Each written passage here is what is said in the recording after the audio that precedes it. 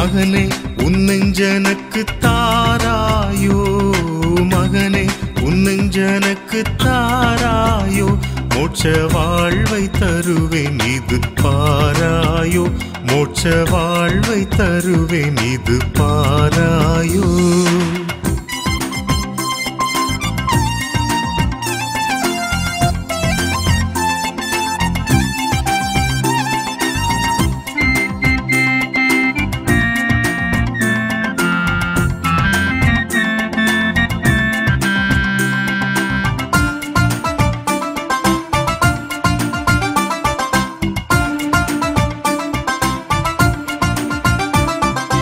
அகத்தின் அசுத்தம் எல்லாம் துடைப்பேனே, அகத்தின் அசுத்தம் எல்லாம் துடைப்பேனே, பாவ அழுக்கை நீக்கி அருள் கொடுப்பேனே, பாவ அழுக்கை நீக்கி அருள் கொடுப்பேனே. மகனே உன் நெஞ்சனக்கு தாராயோ, மகனே உன் நெஞ்சனக்கு தாராயோ, மோட்ச வாழ்வை தருவேன் இது பாராயோ, மோட்ச வாழ்வை தருவேன் இது பாராயோ.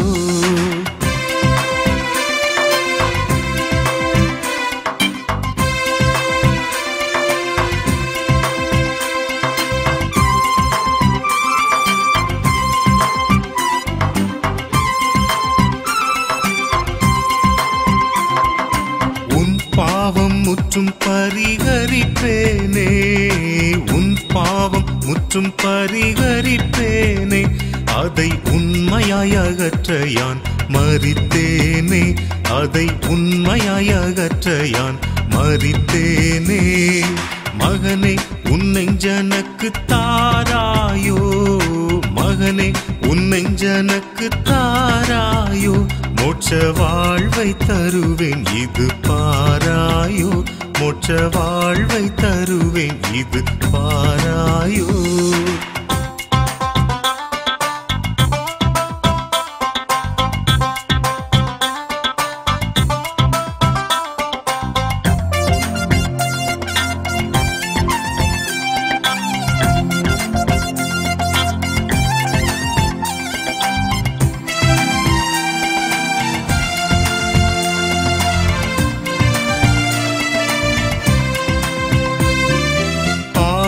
அனைத்துமே விட்டோடாயோ, பாவம் அனைத்துமே விட்டோடாயோ, நித்திய பரகதி வாழ்வு இன்றே தேடாயோ, நித்திய பரகதி வாழ்வு இன்றே தேடாயோ. மகனே உன் நெஞ்சனக்கு தாராயோ, மகனே உன் நெஞ்சனக்கு தாராயோ, மோட்ச வாழ்வை தருவேன் இது பாராயோ, மோட்ச வாழ்வை தருவேன் இது பாராயோ.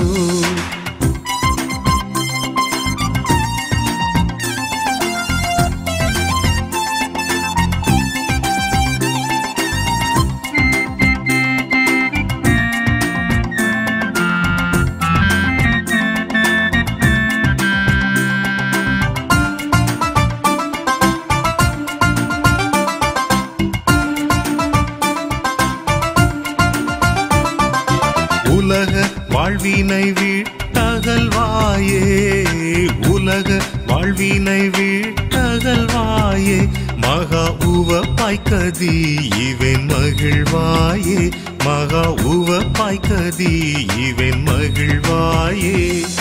மகனே உன் நெஞ்சனக்கு தாராயோ, மகனே உன் நெஞ்சனக்கு தாராயோ, மோட்ச வாழ்வை தருவேன் இது பாராயோ, மோட்ச வாழ்வை தருவேன் இது பாராயோ.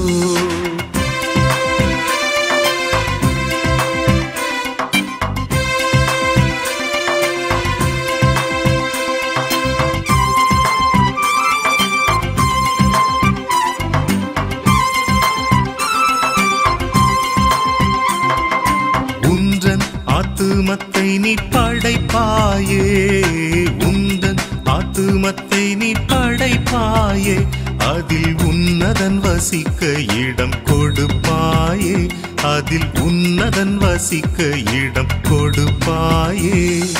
மகனே உன் நெஞ்சனக்கு தாராயோ, மகனே உன் நெஞ்சனக்கு தாராயோ, மோட்ச வாழ்வை தருவேன் இது பாராயோ, மோட்ச வாழ்வை தருவேன் இது பாராயோ. வானத்தையும் பூமியையும் படைத்த சர்வ சிருஷ்டிகர்த்தராம் இயேசு கிறிஸ்துவின் நாமத்தில் என்னுடைய வாழ்த்துக்கள். உங்களை சந்திப்பதிலே மகிழ்ச்சி அடைகிறேன். மனித வாழ்க்கை நிம்மதியோடு இருக்க வேண்டும் என்ற கோணத்திலே தான் இந்த நிகழ்ச்சி வாரந்தோறும் செவ்வாய்க்கிழமையிலே தொகுத்து வழங்கப்படுகிறது. இதை பார்க்கிற உங்களுக்கு என்னுடைய வாழ்த்துக்கள். சிந்திக்க வேண்டும் என்று நான் விரும்புகிறேன். ஒருவேளை எங்களோடு தொடர்பு கொள்ள வேண்டும் என்று நீங்கள் விரும்பினால் இந்த நிகழ்ச்சியின் முடிவிலே எங்களுடைய விலாசம், எங்களுடைய தொலைபேசி எண்கள் கொடுக்கப்பட்டிருக்கிறது. எங்களோடு தொடர்பு கொள்ளுங்கள். நாங்கள் உங்களுக்காக ஜெபிக்க ஆயத்தமாக இருக்கிறோம். பிரியமானவர்களே, எப்படி நிம்மதியாக இருப்பது? எங்கே நிம்மதி? மனித வாழ்க்கையில் நிம்மதி இல்லாமல் இருக்க காரணம் என்ன? அருமையானவர்களை சிந்திக்க வேண்டியது இருக்கிறது. பரிசுத்த வேதாகமத்திலிருந்து தான் நான் வாரந்தோறும் உங்களோடு பகிர்ந்து கொள்கிறேன். சர்வ பூமியை உண்டாக்கின கர்த்தர் தம்முடைய வார்த்தையை மனிதனுக்கு வெளிப்படுத்தியிருக்கிறார். மனிதன் பலவிதமான குணங்களை உடையவனாயிருக்கிறான். ஆனால் இறைவனுக்கு அது பிடிக்குமா பிடிக்காதா அதை பற்றி மனிதனுக்கு கவலை இல்லை. தன்னை உண்டாக்கின இறைவனுக்கு நான் செய்கிற செயல் அல்லது என்னுடைய சுவாபம் என்னை உண்டாக்கின இறைவனுக்கு பிடித்தமா பிரியமா இருக்குமா மனிதன் யோசிப்பதில்லை. தன்னுடைய சுயநலத்துக்காக, சுய இன்பத்துக்காக, சுய லாபத்துக்காக பலவிதமான சுவாபங்களை உடையவனாயிருக்கிறான். ஆனால் கர்த்தர், சர்வ சிருஷ்டி கர்த்தர் மனித சுவாபங்களை வெறுக்கிறார். மனித சுவாபங்களை வெறுக்கிறார். நன்றாய் கவனிக்க வேண்டும். மனிதனை அவர் நேசிக்கிறார். அவன் செய்கிற தீய சுவாபங்கள், அவனுடைய கேரக்டர், அவனுடைய இன்னர் மேன், அசுத்தமான ஜீவியம், இதை கர்த்தர் வெறுக்கிறார். எவையெல்லாம் வெறுக்கிறார்?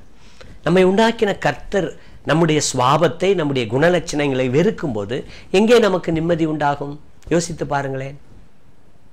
எப்படி நமக்கு நிம்மதி கிடைக்கும்?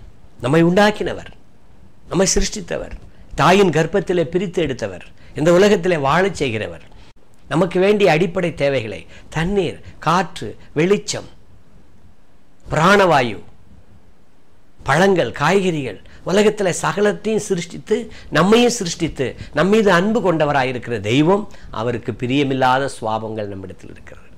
எனவேதான் கர்த்தரை வெறுக்கிறார் என்று கர்த்தருடைய வார்த்தை சொல்லுகிறது.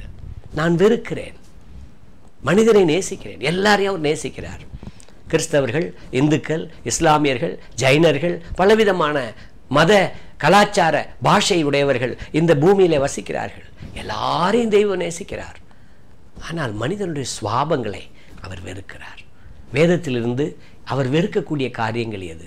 அதுதான் நம்மிடத்தில் இருக்கிறதா? அதை எப்படி சரி செய்வது? அதற்கு எங்கே தீர்வு இருக்கிறது? அது சரி செய்யப்பட்டால் என் வாழ்க்கை நிம்மதியாக இருக்குமா? அருமையானவர்களே, இந்த தொலைக்காட்சியை பார்க்கிறவர்கள், இந்த செய்தியை கேட்கிறவர்கள் சற்று யோசித்து பாருங்கள். கர்த்தர் வெறுக்கிற சுவாபம் உங்களிடத்தில் இருக்கிறதா? யோசித்து பாருங்கள். நீங்கள் யாராக இருக்கலாம்?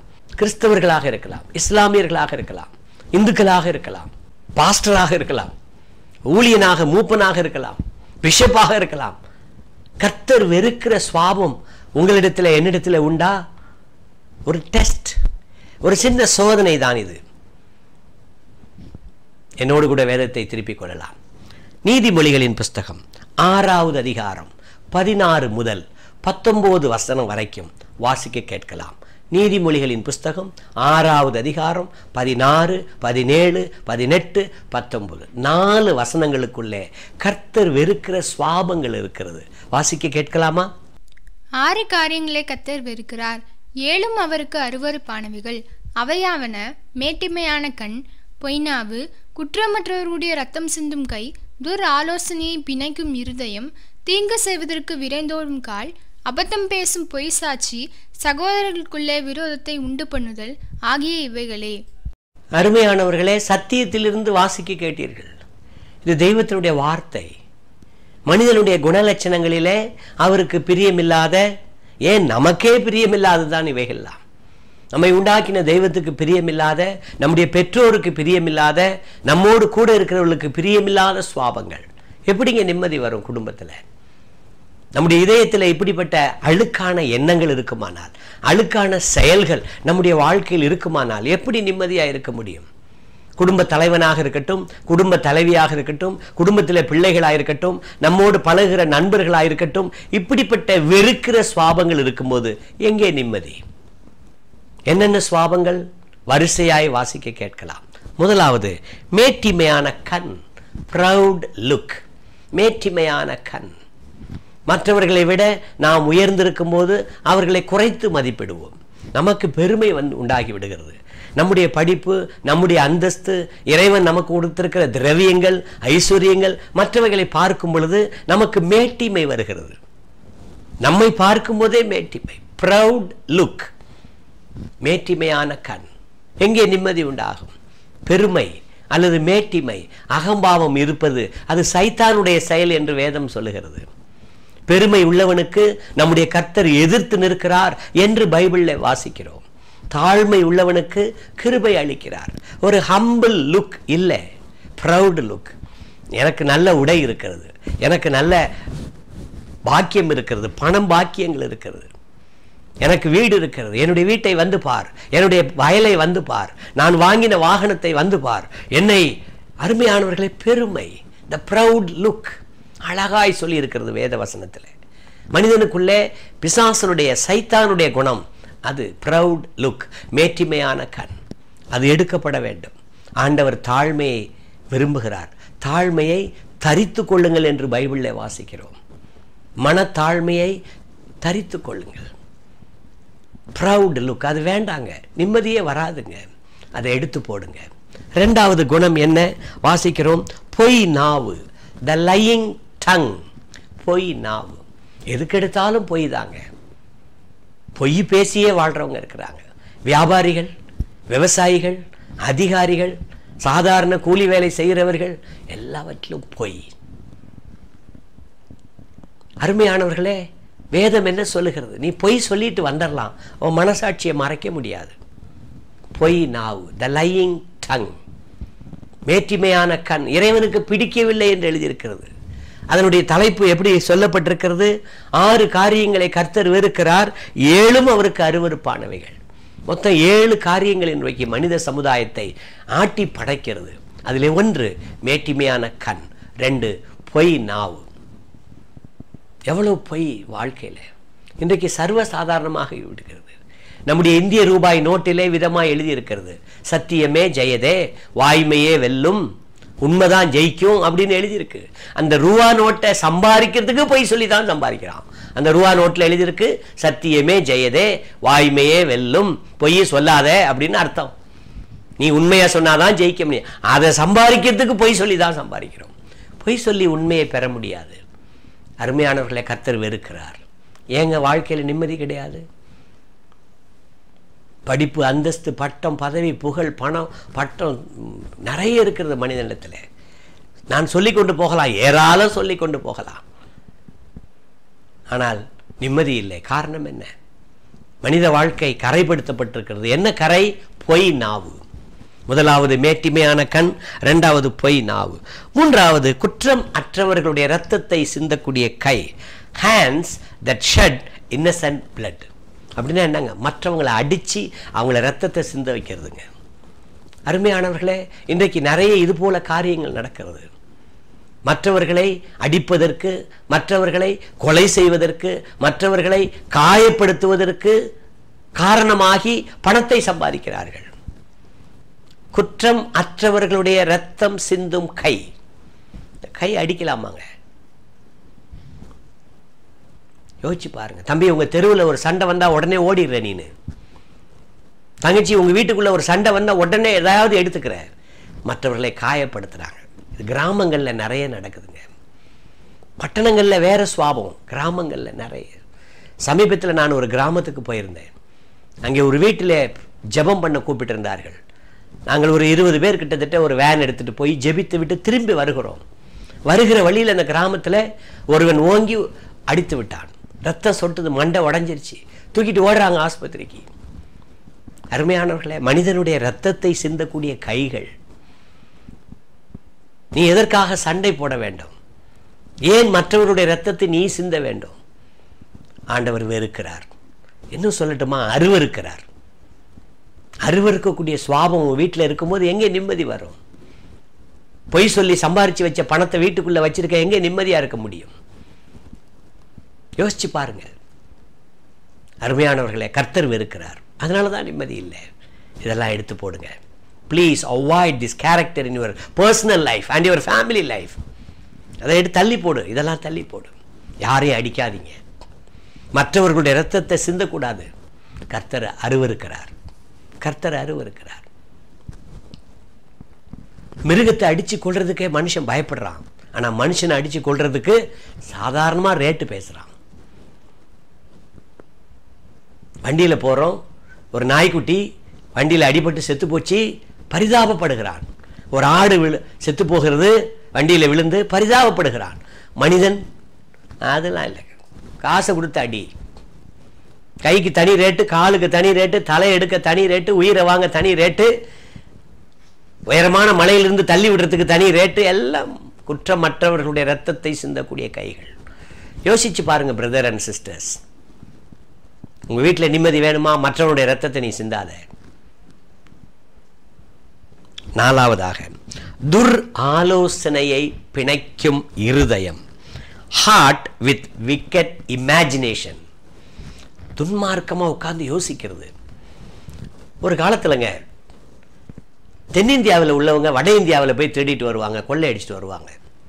நடக்குதுங்க இது. தமிழ்நாட்டில், இந்தியாவில் நடக்கிற சம்பவத்தை சொல்றேன். நம்முடைய தென் பகுதியில் உள்ளவர்கள் வடபகுதிக்கு போய் வட இந்தியாவில் கொள்ளை அடிச்சுட்டு வருவாங்க. பெரிய பெரிய கடைகள், நகை கடைகள், அப்புறம் பேங்க்கு எல்லாம் கொள்ளை அடிச்சுட்டு வருவாங்க. இப்போ வட இந்தியாவில் உள்ளவர்கள் தென்னிந்தியாவில் வந்து கொள்ளை அடிச்சுக்கிட்டு இருக்கிறாங்க. நடக்குதா இல்லையா? அப்போ தென்னிந்தியாவிலே நடக்கக்கூடிய இந்த கொள்ளைக்கு யார் முன்மாதிரியா இருந்தார்கள்? தென்னிந்தியாவில் உள்ளவர்களே முன்மாதிரியா இருந்தார்கள். இதெல்லாம் எப்படி நடக்குதுங்க? இந்த வசனம் எழுதியிருக்கு பாருங்க. துர் ஆலோசனையை பிணைக்கும் இருதயம். Heart with wicked imaginations. அழகா எழுதியிருக்கிறாருங்க ஆண்டவர்.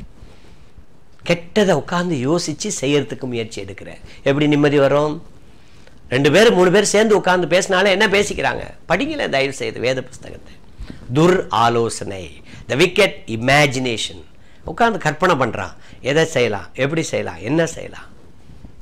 கார்லேயே கொலை நடக்குது, கார்லேயே அசுத்தமான சம்பவங்கள் நடக்குது, பெரிய பெரிய அதிகாரிகளுடைய வீடுல அசுத்தமான காரியங்கள் நடக்குது.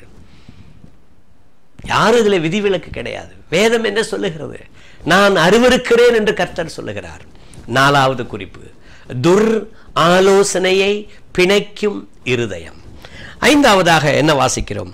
தீங்கு செய்வதற்கு விரைந்தோடும் கால். வேகமா ஓடுறான். அவங்க வீட்டு சண்டையாவே இருக்காது, தெருவில் நடக்கிற சண்டையா இருக்கும். நான் போய் நிப்பான் பாருங்க. யாரு வீட்டு சண்டைக்கும் ஓடுறான். என்ன சொல்லுகிறது? எதுக்கு ஓடுற நீ? உன்னுடைய கால் எங்கே ஓடிக்கொண்டிருக்கிறது? தீங்கு செய்வதற்கு விரைந்தோடும் கால். feet that be swift in running to mischief என்று ஆங்கில வேதாகமம் சொல்லுகிறது. தீங்கு செய்வதற்கு விரைந்தோடும் கால். உன் கால் எங்க போயிட்டு இருக்குன்னு யோசிக்கணும் தம்பி. தங்கச்சி, உன் கால் தப்பு செய்ய போகுதான்னு பாரு. நீ எங்க போறேங்கிறத கண்டுபிடி. எங்க போனாலும் ஆண்டவருக்கு தெரியாம இருக்காது. மனுஷனுடைய கண்களை நீ மறைக்கலாம், ஆனால் தேவனுடைய கண்களை நீ மறைக்க முடியாது. நீ எங்க போனாலும் அவர் கண்டுபிடிப்பாருங்க. சூரியனுக்கு கீழே தான் நீ இருக்கிற, மறக்க கூடாது. நீதியின் சூரியனாகிய கிறிஸ்துவனுடைய பார்வையிலே நீ இருக்கிறாய். நீ உன்னுடைய கால் எங்கே போய் கொண்டிருக்கிறது? தீங்கு செய்வதற்கு. எப்படி நிம்மதி வரும்? 6வதாக, அபத்தம் பேசும் பொய் சாட்சி. False witnesses. பொய் சாட்சி. தேவையில்லாத காரியங்களை பொய்யாய் சொல்லுவது பொய் சாட்சி. நீ மெய் சாட்சி சொல்லலாம், தப்பு இல்லை. கண்டதை, கேட்டதை, தொட்டதை, பார்த்ததை, அனுபவிச்சதை அப்படியே உள்ளபடி சொல்லுவதுதான் சாட்சி. காணாததை, தொடாததை, அனுபவிக்காததை, கேட்காததை கற்பனையாக வடிவமைத்து பொய் சாட்சி சொல்லுவது கர்த்தர் வெறுக்கிறார். இன்னைக்கு சாட்சிக்கெல்லாம் தனி ரேட்டுங்க. ஆமாங்க, நீதிமன்றத்தில் நடக்குதுங்க. உலகம் முழுவதும் நடக்குதுங்க. தமிழகத்தில், இந்தியாவில் மாற்ற உலகம் முழுவதும் நடக்குது. என்னது அது? பொய் சாட்சி. இயேசுநாதர் காலத்தில் கூட பொய் சாட்சி இருந்துச்சுங்க. இயேசுநாதர் தப்பு செஞ்சாருன்னு 2 சாட்சியை கொண்டு வந்தாங்க. ஏன்னா இயேசுநாதரை கொலை செய்யணும். இப்போ கொலை செய்யறது சாட்சி இல்லாமல் கொலை செய்யக்கூடாது. அவருக்கு தூக்கு தண்டனை கொடுக்கணும், மரண தண்டனை கொடுக்கணும். அந்த மரண தண்டனைக்கு சாட்சி வேணும். சிலுவையில் அடிக்கிறதுக்கு சாட்சி வேணும். 2 சாட்சியை தூக்கிட்டு வந்தாங்க. அந்த சாட்சி ஒவ்வொவில்லை என்று பைபிள் எழுதியிருக்கு. அந்த சாட்சி ஒவ்வொவில்லை என்று பைபிள் எழுதியிருக்கு. என்ன அர்த்தம்? False witnesses. நான் கேட்குறேன், தம்பி, தங்கச்சி, சகோதரனே, சகோதரியே, நீ எத்தனை காரியத்துக்கு பொய் சாட்சி சொல்ல போயிருக்க? எப்படிங்க உங்கள் வீட்டில் நிம்மதி இருக்கும்? உள்ளதை உள்ளதுன்னு சொல்லு, இல்லாட்டினா அமைதியாரு. Falls witnesses. இன்றைக்கு சர்வசாதாரணமாக எல்லா இடத்திலும், நீதிமன்றம் உள்பட எல்லா இடத்திலும் சாட்சிக்குன்னு சில ஆளுங்க வச்சுருப்பாங்க. அவங்க வந்து சொல்லிட்டு போவாங்க. அதுக்கு தனி பணம். அருமையானவர்களே, தேவன் நீதி உள்ளவர், அநீதி உள்ளவர் அல்ல. மனிதன் நீதிமன்றம் என்று சொல்லி அநீதியை வெளிப்படுத்தலாம். கர்த்தர் அருவருக்கிறார் என்று சொல்லப்பட்டிருக்கிறது. 7வது காரியம் என்ன? சகோதரர்களுக்குள்ளே விரோதத்தை உண்டு பண்ணுதல். விதைத்தல் என்ற ஒரு வார்த்தை ஆங்கிலத்தில் பயன்படுத்து. Shows discord among brethren. சகோதரர்களுக்குள்ளே விரோதத்தை உண்டு பண்ணுதல். ஒருத்தர் போட்டு கொடுக்கறது வேற ஒன்றும் இல்லைங்க. மாமியார் மருமக சண்டை ஏன் வருது? மாமியாரும் மருமகளும் ஒன்றா உட்காந்து நேராக பேசிக்கிட்டாங்கன்னா சண்டையே வராது. மாமியாரை பற்றி வேற இடத்துல சொல்கிறது, மருமகளை பற்றி வேற இடத்துல சொல்கிறது, அவங்க இங்கே சொல்கிறது. வீட்டில் சண்டைகள் வரதுக்கு காரணம் என்ன? அண்ணன் தம்பி பங்காளி சண்டை வர காரணம் என்ன? சபைகளிலே, திருச்சபைகளிலே சண்டைகள் வர காரணம் என்ன? அறங்காவலர் குழுவிலே சண்டைகள் வர காரணம் என்ன? எல்லாவற்றிலும் சண்டை வர காரணம் என்ன? சகோதரர்களுக்குள்ளே விரோதத்தை உண்டு பண்ணுதல். Discord among the brethren. அவங்க சகோதரமா இருக்கணும், அண்ணன் தம்பியா பழகணும், பாசமா வாழணும். நடுவில் போட்டு என்ன செய்யறது? வினையை விதைச்சிட்டு வந்துடுறது.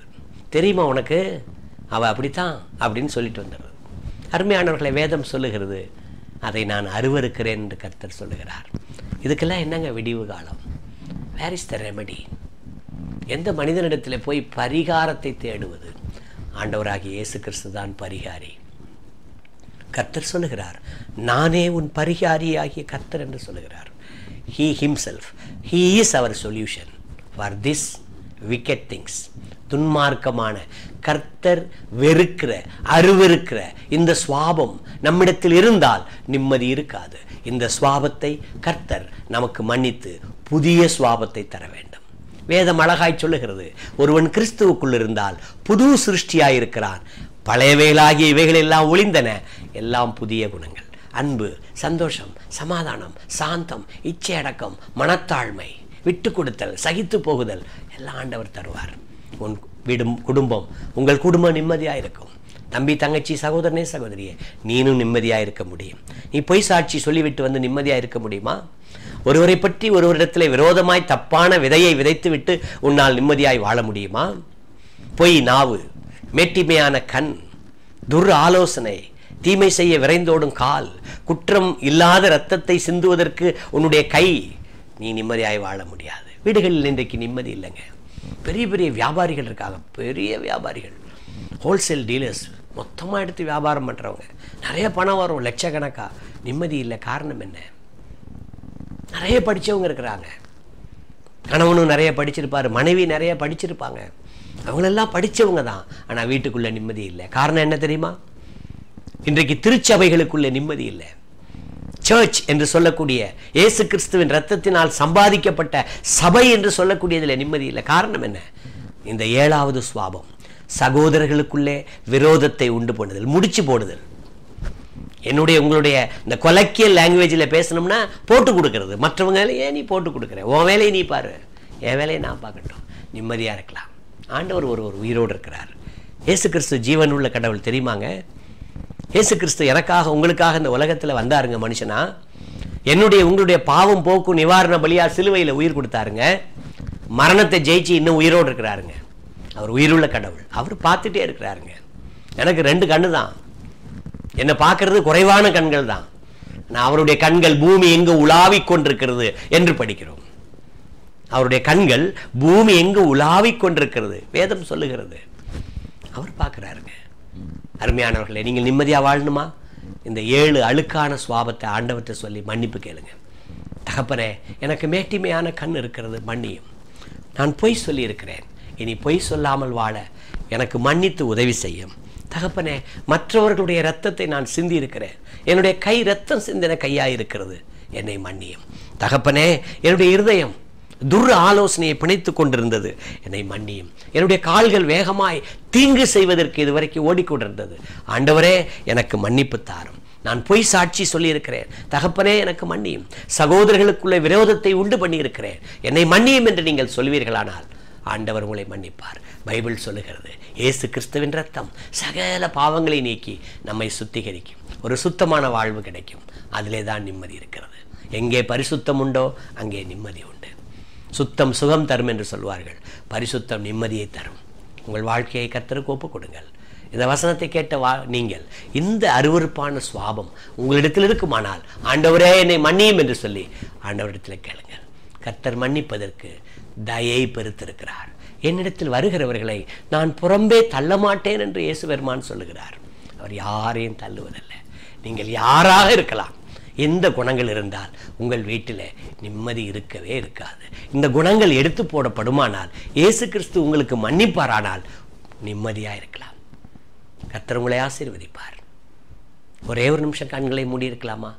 ஜெபித்து நிறைவு செய்யலாமே. பரலோக பிதாவே, எங்களை நேசிக்கிற நல்ல தகப்பனே, உமக்கு எங்களுடைய வாழ்க்கையில் எது பிடிக்காதோ அதை எழுதி வைத்திருக்கிறீர்.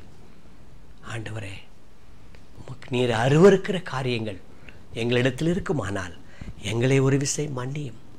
இந்த நிகழ்ச்சியை பார்க்கிறவர்களுடைய வாழ்க்கையில் நீர் அருவருக்கிற 7 சுவாபங்களை மன்னித்து புதிய சுவாபம், அன்பு, சந்தோஷம், சமாதானம், சாந்தம், இச்சையடக்கம், மனத்தாழ்மை இவைகளெல்லாம் தாங்க ஆண்டவரே. இந்த நிகழ்ச்சியை பார்க்கிறவர்களுடைய வீடுகளிலே, அவர்கள் உள்ளங்களிலும் இல்லங்களிலும் நிம்மதி தவழட்டும் ஆண்டவரே. கர்த்தர் உதவி செய்யும். இந்த நிகழ்ச்சியை நீர் ஆசீர்வதிப்பதற்காய் ஸ்தோத்திரம். இயேசு கிறிஸ்துவின் நாமத்திலே தாழ்மையோடு எங்களை அர்ப்பணித்து நிம்மதி தர வேண்டிக் கொள்கிறோம் நல்ல பிதாவே. ஆமேன், ஆமேன்.